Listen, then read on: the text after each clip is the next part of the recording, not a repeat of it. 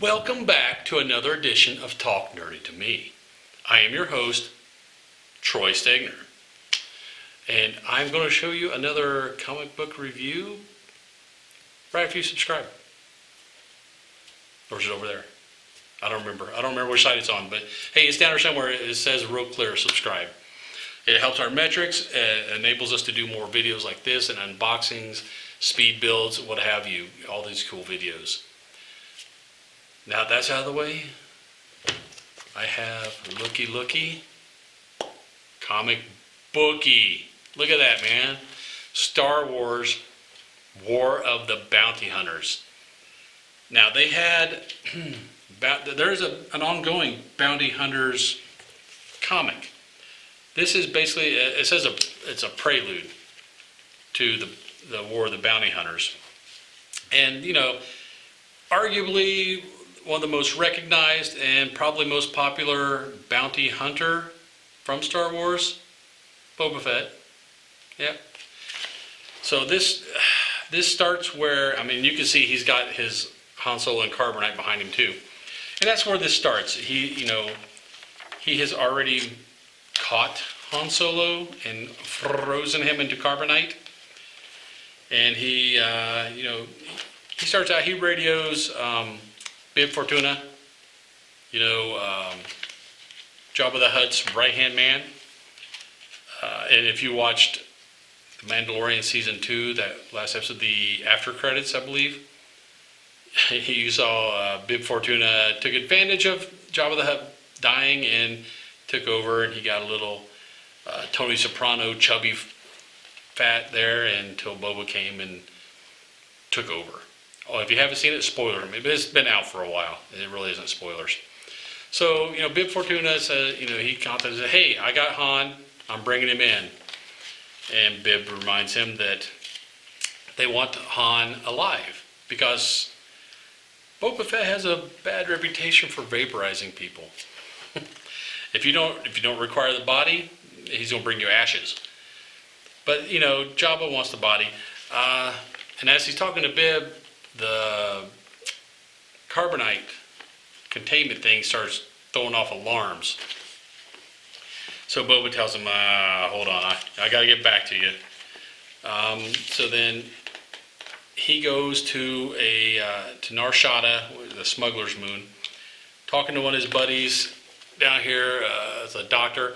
He looks kind of like Dexter Jettster, whenever he's related. Looks like the same species, with the forearms and the crazy thing growing down to their face. And, he's looking at it, he's like, hey, I got a problem with this carbonite thing. And the doc's like, well, yeah, these aren't made for organics, man. Who put an organic in there? Why would you do that? And Bob was like, don't worry about it. Can you keep them alive? He's like, yeah, sure. It's going to cost you. He's like, yeah, I'm good for it. Do it. He's like, oh, no. You need to pay me up in front. And so they come to an agreement finally. And you can see the carbonite starting to really melt away. And if it does that, Han's going to melt away with it. So he tells him, Boba, check this out. This girl, Worman Lictor, I believe was her name. She cost him a lot of money. There's it's like they have a gladiator arena there, of course, and she's like the grand champion. So he's like, yeah, she killed a couple of my best fighters. She cost me a lot of money. Take her out. We'll call it even. But she works for the Kanji Hutts. So, and Bo was like, hey, I don't need more people after me. This armor it attracts enough attention and people trying to get me. And he's like, well, that's my deal. You pay me up front or I ain't doing it. So Boba goes and they devise a plan between them. You don't have to, assassinate her. Just go enter the tournaments and she's like the grand champion, so you progress through all those levels and you'll get to her and then you can kill her. And then we'll call it good. And he's like, but dude, this is the most recognizable armor in the whole universe. So the doc says, that's not a problem. I have some black paint. I can paint you up, and it's, you know, it only lasts for a couple days. Then it'll rinse off. I use it to mark bodies and stuff. He's all right, no problem. So you got, bam. He painted up solid black. I'm kind of digging it. If you ever look, the prototype for Boba Fett was white. It was pretty much all white, almost like a stormtrooper. So this is kind of cool. It's all black. But when he goes to register, he registers as Jango. And I love how they love to draw recognizable characters or species in the background. I mean, there and there. The woman who takes his entry looks like the lead singer from Max Rebo Band. He gets entered. You know, the doc gives him money to enter. And he, like I said, he entered as Jango, but they're calling him the Beskar Brawler. Or Brawler. Beskar Brawler, Jango. He goes through these guys in short order. And I guess when they're waiting in between rounds, he's talking to dude, a yak face, who, if you have that action figure, the yak face action figure, I believe gets a little bit of money. Especially if you have all the pieces to it, it's almost as good as finding a Monomon, the snake dude. And if you get a Monomon with his staff, put it aside, man. You're gonna get some cash off it. So he goes through all those, and they reset the arena after every match. And sometimes it's better for you, sometimes it's not. Well, she's the grand champion. When they reset it, you come to find out she is you can see her little silhouette down there, up here. And here's a better picture of her. She's kind of a spidery looking chick. And of course the whole arena is webbed. So he walks out and he's like, oh, great. Who knew, right? So he's getting in, she's trying to talk down to him. Telling me there's like a little blue beetle. He's going to be delicious. So, you know, he shoots a couple missiles at her, knocks one of her weapons out of her hand. She gets ticked, and, you know, she tells him she's going to wrap him up and drink him. That's what spiders do. So he's flying around with his jetpack, taking pot shots, and next thing you know, she shoots a web out of her web hole, and it yanks his jetpack off, and it sticks to the side of one of the pedestals. And so he's crap, and she's like, well, can't fly now. And she thinks she's won, so she jumps down, and she's going for the kill. He cuts off one of her arms. But not before she stabs him. She gets him through the shoulder there, on the right shoulder, and she is, as they do, she's monologuing, as all good villains do, telling him how much she's going to enjoy eating and blah blah blah. And you see his jetpack is right behind her, stuck to that pedestal, so he can activate it from his wrist gauntlet. And he does exactly that. Boom! Burns that girl. So he fries her, she falls, and then the pedestal comes down on top of her. And he wins. Quick and simple. So he whooped her. He goes to collect. So he's covered in spider blood and guts. He goes to collect, and they can't believe he won. And the kanji come. And they're like, oh, no, you killed our champion, man. You owe us. The guy, I don't owe you. I won. Give me my money. They said, no, you got to fight for us and do all this stuff for us to pay for killing Worman Lichter. Or you can just walk away. And he's like, keep the money then. I'm good. And he walks away. Cut back to Doc. You know, he was trying to hook up the carbonite. Looks like he did. Looks like he got it hooked up. But somebody blasted down his door and came in and stole Han Solo and carbonite from him. And, a few minutes too late, of course, Boba comes back and he sees the door blown off and he sees Doc dead and he's, crap.